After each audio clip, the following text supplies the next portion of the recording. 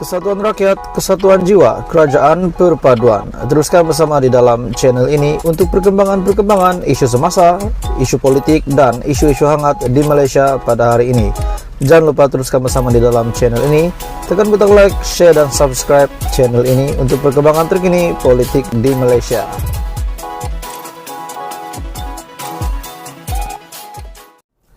Tuan-tuan dan mama semua, salam sejahtera Malaysia. Kita sudah mendengar kabar berkenaan dengan 5 pemimpin bersatu yang tinggalkan bersatu kemarin. Kita sudah mendengar kenyataan daripada Haji G, Ketua Menteri Sabah, dan juga sekaligus Presiden JRS Sabah. Kita sudah dengar kenyataan rasmi bahawa 5 pemimpin bersatu sudah tinggalkan bersatu kemarin. Jadi menjadi tanda tanya ramai orang, siapa kelima-lima ini? Tapi dipercayakan 4 daripada 5 ini, kalau saya tak silap, 4 daripada 5 bekas parti bersatu ini bertanding semasa PRU 15 menggunakan bendera JRS, bukan menggunakan bendera bersatu. Jadi ada pihak daripada Perikatan Nasional ataupun Bersatu yang mendakwa sekiranya mereka, maafkan saya, bukan pihak daripada PN ataupun Bersatu, tetapi pihak Bersih kalau saya tak silap. Kenyataan daripada Bersih yang mengeluarkan satu kenyataan bahawa sekiranya kelima-lima pemimpin Bersatu ini nak tinggalkan Bersatu, mereka kena kosongkan kerusi. Tapi menjadi persoalan kerana kelima-lima pemimpin ataupun keempat pemimpin yang di dalam parti Bersatu ini bertanding semasa PRU 15 menggunakan bendera JRS. Jadi teman-teman, puan, ada yang kata mungkin perkara ini boleh digagalkan, gerakan ini boleh digagalkan. Kenapa? Sebab ada satu berita ini yang mengejutkan. Kita tidak pasti Ronald bersama di dalam 4 ataupun 5 pemimpin yang bertindak keluar daripada Bersatu Sabah. Jadi hari ini ada satu kenyataan daripada Ronald. Tapi sebelum kita teruskan beritaan ini, tolong tekan butang subscribe supaya kamu tidak terlepas perkembangan terkini daripada channel ini. Hari ini satu kenyataan. Semalam jam 8.57 PM, Ronald kekal bersama Bersatu. Ahli Parlimen Beluran Datuk Seri Dr. Ronald Kiandi menyatakan pendiriannya untuk kekal bersama Parti Pribumi Bersatu Malaysia Bersatu.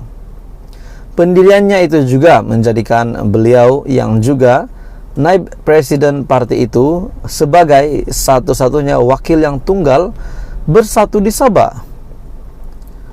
Menurut Ronald Kiandi, pemimpin Bersatu Sabah telah mengadakan perjumpaan pada Jumaat. Bagaimanapun, beliau tidak menerima jemputan itu ataupun dimaklumkan tentang perjumpaan tersebut.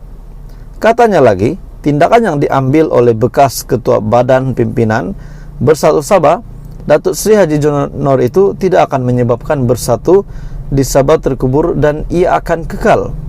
Maksudnya, adakah Bersatu di Sabah akan relevan lagi selepas beberapa pemimpin besar termasuk Haji G sudah keluar daripada Bersatu Sabah dan yang lainnya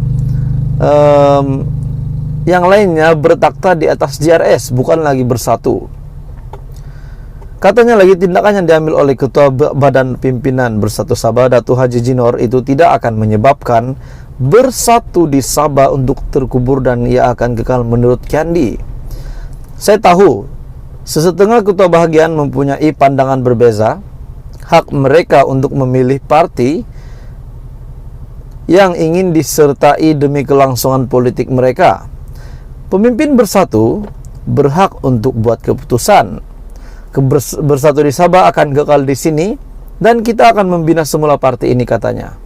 Jadi itulah kita lihat daripada kenyataan daripada Ronald Kiandi, di mana beliau memang bukan salah seorang daripada 5 yang pemimpin yang meninggalkan Bersatu Sabah. Malahan beliau ini membuat kenyataan yang Bersatu akan tetap kekal dan mereka akan membina semula parti ini. Ronald yang juga bekas Menteri Pertanian dan Industri Makanan berjaya mengekalkan kerusi parlemen Beluran atas tiket Perikatan Nasional selepas tidak dicalonkan di bawah GRS atau bersatu pada pilihan raya umum ke-15 baru-baru ini.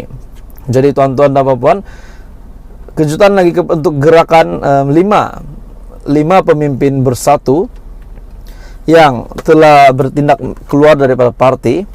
Dan hari ini kita mendengar kenyataan daripada Ronald bahwa beliau tetap akan kekal bersama bersatu walaupun beliau hanyalah wakil tunggal yang tinggal di dalam Bersatu Sabah, termasuklah Jiji pun sudah keluar dan yang pemimpin yang lain pun sudah keluar dan tetap bernaung di bawah GRS. Jadi tuan-tuan dan puan, adakah gerakan ini boleh dikatakan batal ataupun memang tinggal Ronald Kiandi lagi dalam Bersatu?